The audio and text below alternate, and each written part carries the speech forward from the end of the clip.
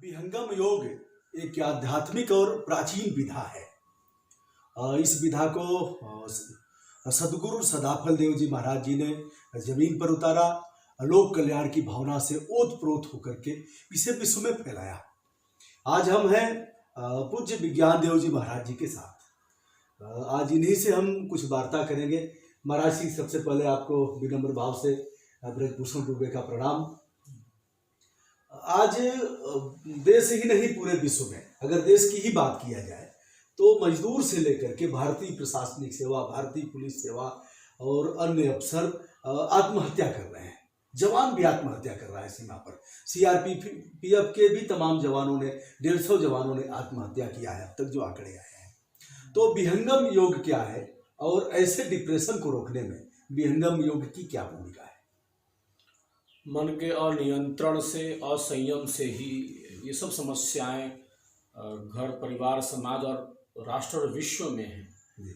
मनुष्य का मन अशांत है, अनियंत्रित है, और जब तक मनुष्य के मन में अशांति है, मनुष्य के मन में उपद्रव है, घर, परिवार, राष्ट्र, विश्व में शांति की हम कल्पना नहीं कर सकते।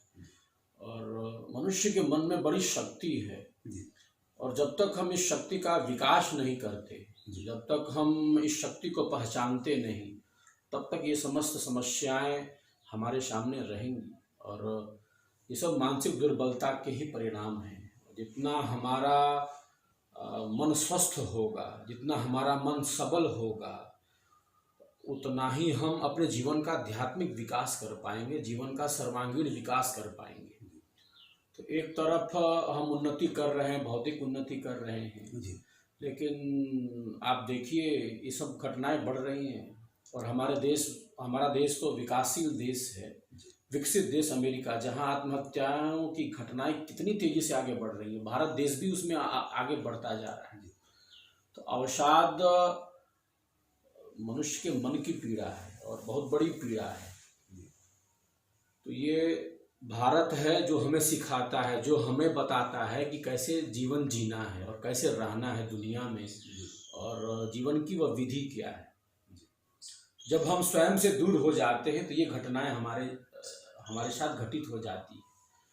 तो भारत के साथ जीना, ऋषियों के साथ जीना, और अपने मूल स्वरूप में स्थित हो जाना, यही भारतीयता है। प्रकाश के साथ जीना हमें अच्छा लगता है, अध्यात्म के साथ हमें जीना अच्छा लगता है। तो मन के अनियंत्रण से ये सब घटनाएं हैं, और बड़ी दुखद घटनाएं हैं। आत्महत्या का हमें अधिकार नहीं है। जीवन दिया है ईश्वर ने, और फल प्रदाता ईश्वर है। हमें कोई अधिकार नहीं है कि हम अपने जीवन को यूं ही नष्ट कर दें। मानव जीवन अमूल्य है। ईश्वर का रहस्य हमारे भीतर है। परमात्मा का रहस्य मानव में निहित है। आत्मा के अंदर अंतरात्मा रूप से परमात्मा स्थित है, और हम इतने अनियंत्रित, इतने असंयमित कि ईश्वर के दिए हुए इस अमूल्य जीवन और शरीर को तनिक कुछ कारणों से और नष्ट कर दें, तो ये महापाप है, जिसे शब्दों में बयान नहीं किया जा सकता। संसार में उतार चढ़ाव होते हैं, संसार में परिवर्तन होते हैं, लेकिन इतना हम अनियंत्रित हो जाएं, इतना असंयमित हो जाएं कि ईश्वर की इस दिव्य रचना को ही नष्ट कर दें। तो इसके लिए आवश्यक क्या है? नियंत्रण आवश्यक है। इसके लिए क्या आवश्यक है? हम अपनी भारतीय परंपरा की तरफ लौट सकें। विहंगम योग में इसकी एक विधि है, इसकी एक विधा है कि किस प्रकार से हम अपने अशांत, अनियंत्रित मन को नियंत्रित करें। ये जीवन से भागने का नाम नहीं है, जीवन को अपनाने का नाम है। किस प्रकार से हम अपने मन को एकत्रित करते हैं। तो महाराज श्री, जो साधना होती है विहंगम योग के तहत, तो इससे इसको रोका जा सकता है? बिल्कुल, इसका अद्भुत परिणाम आए हैं। एक साधक जब विहंगम योग की साधना प्रणाली का अभ्यास करता है तो मस्तिष्क की अल्फा तरंगे बढ़ने लगती, सकारात्मक तरंगे बढ़ने लगती हैं। तो जब उसके मस्तिष्क की अल्फा तरंगे बढ़ने लगती हैं, तब उसकी दृष्टि और सोच ही बदलने लगती है। उसके जीवन में सहज विवेक जागृत हो जाता है, क्या करना है, क्या नहीं करना है। तो मस्तिष्क ही संवेदनाओं का केंद्र है, और वो इसी विवेक से सदैव अपने जीवन में आगे बढ़ता है, क्या करना है क्या नहीं करना है। तो मस्तिष्क की अल्फा तरंगे बढ़ने लगती है। अल्फा के बढ़ने से क्या होता है, शांतिमय सचेत अवस्था का निर्माण होता है। तो ऐसी तरंगे जिससे तनाव बढ़े, क्रोध बढ़े, चिड़चिड़ापन बढ़े, ऐसी तरंगे जिनसे नकारात्मक चिंतन बढ़े, ऐसी तरंगे साधना के प्रभाव से धीरे धीरे कम होने लगती है। जिससे हमारे साइकेट्रिस्ट जो है, मनोचिकित्सक जो हैं, वो कहते हैं रेस्टफुल अलर्टनेस, वो शांत भी है और सचेत भी, एक साथ ऐसा हो रहा है और आंतरिक शांति का मार्ग प्रशस्त हो रहा है। और ऐसी भी स्थिति आ रही है कि यंत्र उसको बताने में अपने को अक्षम पा रहा है। तो ये सब वैज्ञानिक विधियां हैं। योग को किसी के प्रमाण की आवश्यकता नहीं है, साधना स्वयं में प्रमाण है। हमारे ऋषियों ने, हमारे पूर्वजों ने हमारे आपके कल्याण के लिए, जन कल्याण के लिए, लोक कल्याण के लिए सहज रूप से इसे दिया है। तो 5 विधाएं हैं इसकी। और प्रथम भूमि की ही साधना के अभ्यास से जब एक साधक प्रतिदिन 10 मिनट सुबह और शाम को इसका अभ्यास करता है तो वो धीरे धीरे अपने भीतर उतरने लगता है। उसको यह अनुभव होने लगता है कि शरीर क्या है, मन क्या है, ये जीवन क्या है, जीवन की वह विधि क्या है। वो उतार चढ़ाव का अनुभव करने लगता है, वो घबराता नहीं है, स्थिरता और सौम्यता के साथ वो अपने जीवन को आगे बढ़ाता है। संसार की स्थितियों से दो चार होता हुआ, सुख दुख से दो चार होता हुआ, वो स्वयं में स्थित होता हुआ अपने जीवन का वास्तविक विकास करता है। महाराज श्री ने हमारे प्रश्न का आध्यात्मिक और वैज्ञानिक उत्तर दिया है। आप सभी इससे संतुष्ट होंगे, जबकि बहुत विस्तार में नहीं ले जाया जा सकता। जैसा कि नाम है आपका विज्ञान देव जी महाराज, उस तरह से आपने बताया। महाराज श्री, पर्यावरण लगातार हमारा, हम उसके साथ नुकसान करते जा रहे हैं। प्रकृति से छेड़छाड़ के परिणाम स्वरूप लगातार यह सब घटनाएं हो रही हैं। प्रकृति को संरक्षित करने के लिए जो आपका केंद्र है, विस्तार है जो भक्तों का, उसमें क्या कार्यक्रम चलाए जा रहे हैं?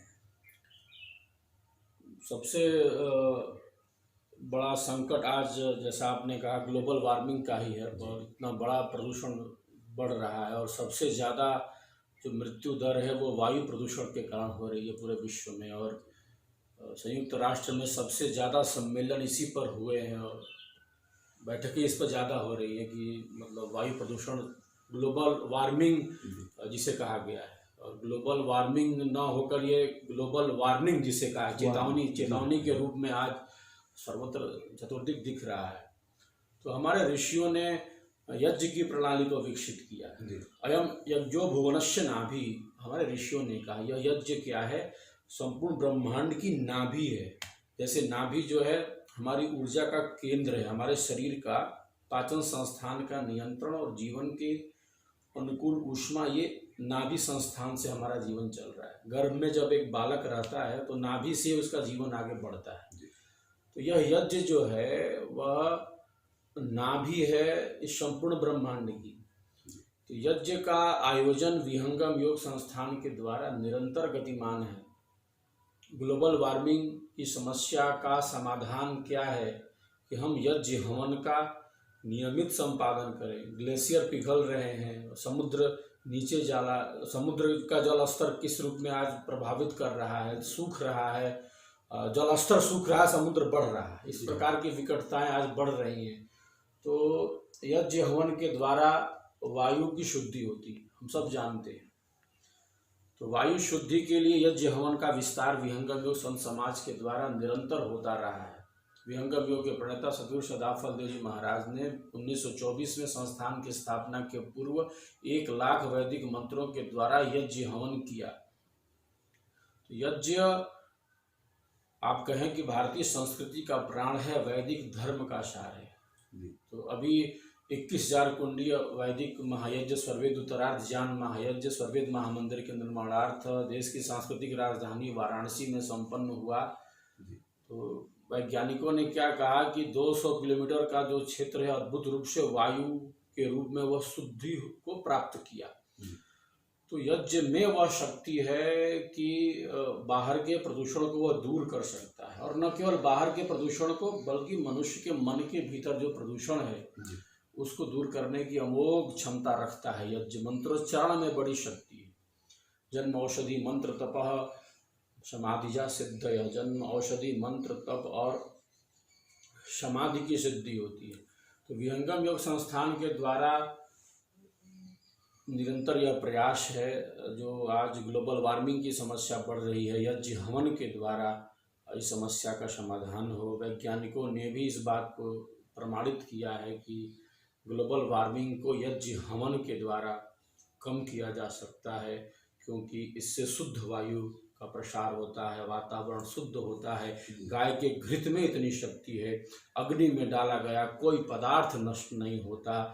अग्नि अपने प्रकाश से प्रकाशित होती है और अनंत गुना फल को हमें प्रदान करती है। अग्नि में डाला गया कोई पदार्थ नष्ट नहीं होता। भौतिक विज्ञान का स्पष्ट नियम है, कोई भी वस्तु तत्वतः नष्ट नहीं होती, वह रूपांतरित होती है, सूक्ष्म होती है, अनंत गुना फल को हमें प्रदान करा देती है। तो अग्नि में जो हम स्वाहा बोलते हुए मंत्रोच्चारण के साथ आहुति देते हैं, कोई आहुति नष्ट नहीं होती, बल्कि वह फैल जाती है, वह सूक्ष्म होकर अनंत गुना हमें फल को प्रदान करती है। वायु शुद्धि होती है, वातावरण की शुद्धि होती है, हमारे विचारों की शुद्धि होती है। तो कृषि और ऋषि का यह देश भारत है। हमें अपनी संस्कृति की पुरातन सनातन और परंपराओं के साथ ही अपने जीवन का विकास करना है। ऑर्गेनिक खेती वगैरह पर कुछ पानी के बचाने पर, ऑर्गेनिक खेती, गोवंश के संरक्षण, इस पर भी कार्य चलाए जा रहे हैं। कुछ कार्य चल रहा है। भारतीय नस्ल की गायों के संरक्षण और संवर्धन का कार्य विहंगम योग संस्थान के द्वारा निरंतर गतिमान है।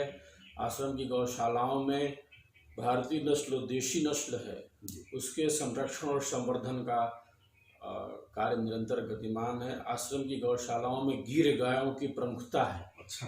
गीर गाय जो है वो सबसे सर्वश्रेष्ठ गाय है और वैज्ञानिकों ने शोध में यह पाया है, गीर गाय के गौमूत्र में स्वर्ण का अंश है। तो आश्रम में पंचगव्य की औषधियों का भी निर्माण अभी प्रारंभिक दौर में है। गाय के दूध, दही, घृत, गोबर और गोमय, जिसे हम पंचगव्य के नाम से जानते हैं, तो इन औषधियों के सेवन से अनेक प्रकार के शारीरिक और मानसिक रोग नष्ट होते हैं। तो हमें भारत की तरफ लौटना है।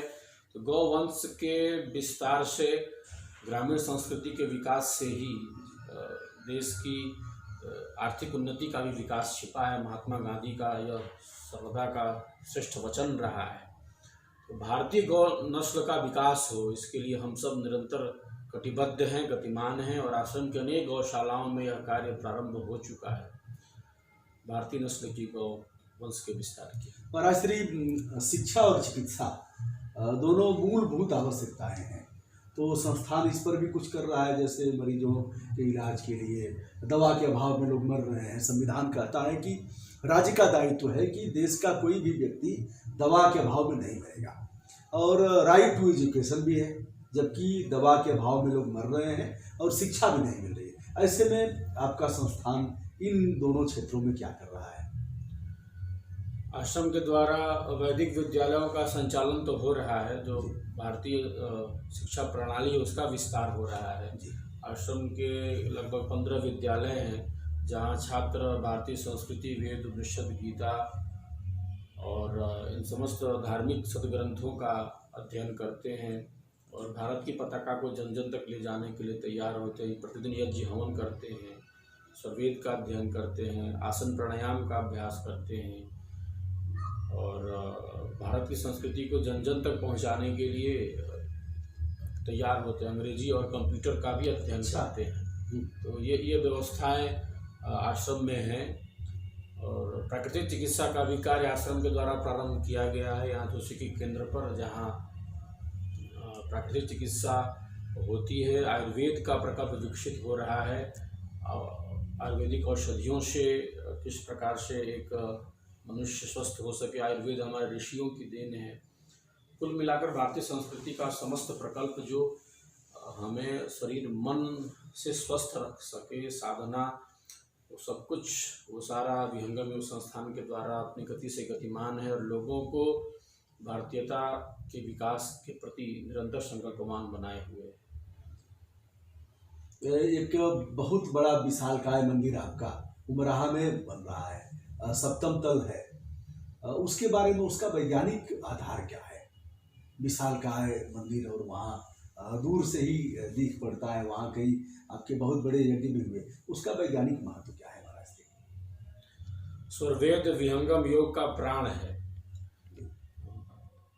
विहंगम योग के प्रणेता सद्गुरु सदाफल देव जी भगवान ने 1938 में उत्तराखंड हिमालय में अपने अनुभव के आधार पर स्वरवेद का सृजन किया।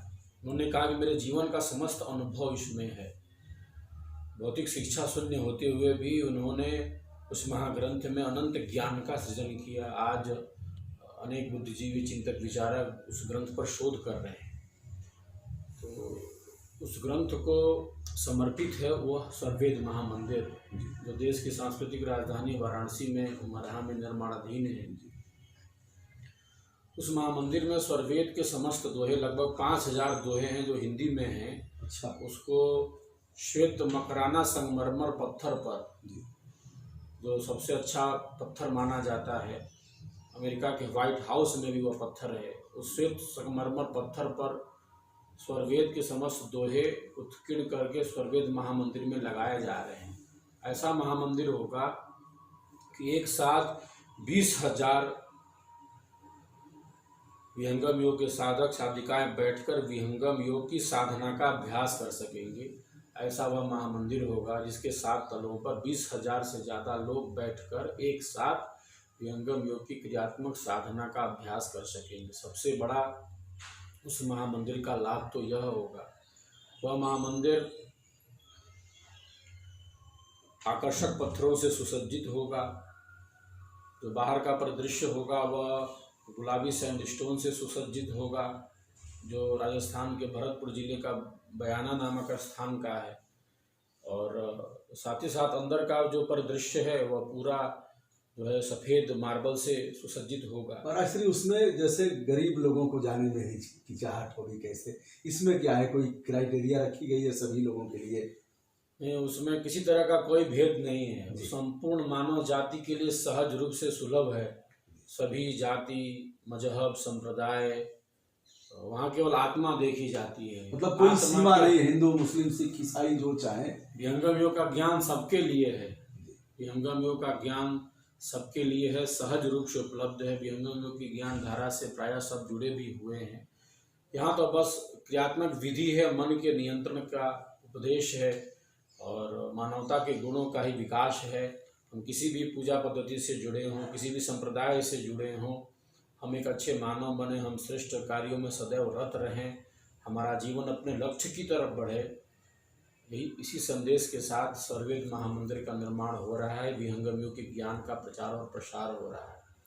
यह महामंदिर लाखों लाख आत्माओं के कल्याण के लिए बन रहा है। वो किसी भी संप्रदाय के हों, किसी भी मजहब के हों, किसी भी जाति के हों, किसी भी लिंग के हों, तो सबके लिए सहज रूप से समान लिए सबके लिए खुला हुआ है।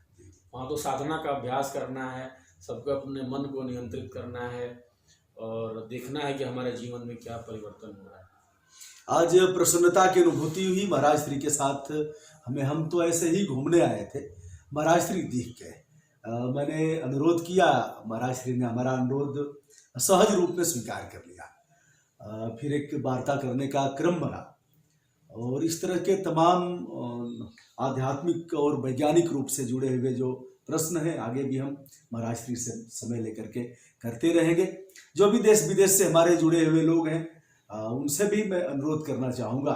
जैसे महाराज श्री ने एक बड़ी बात कहा कि आत्महत्या नहीं की जा सकती, जीवन बड़ा बहुमूल्य है और यह परमात्मा का अमूल्य उपहार है जिसे हमें जिसका भोग करना है और लोक कल्याण के लिए जीना है। तो यह विहंगम योग, यह साधना लोगों को जीवंतता प्रदान करेगी।